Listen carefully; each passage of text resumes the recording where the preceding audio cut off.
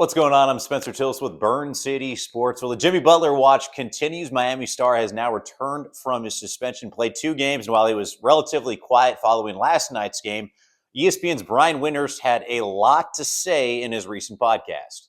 On his podcast called The Hoop, Windhorst made it crystal clear there is only one team that Butler's trying to get traded to. I can't emphasize this enough as somebody who with Shams Charania has been on this story for months now. Jimmy's number one focus is getting traded, preferably to the Phoenix Suns. Everything else is secondary.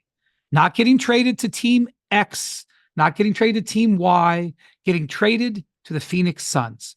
And so anything that you want to bring that's rational, if it doesn't mean getting traded to the Suns, Jimmy is not going to be interested in it right now.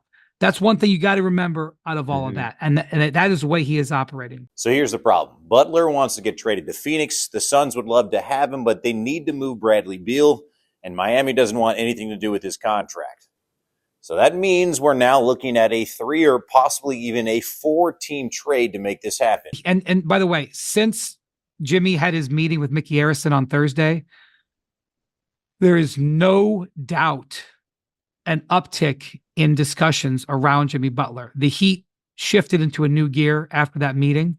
So it seems like every party wants to get this deal done. They just have to find the right team to get included and the right pieces to make it work. But the clock is ticking as the trade deadline is February 6th.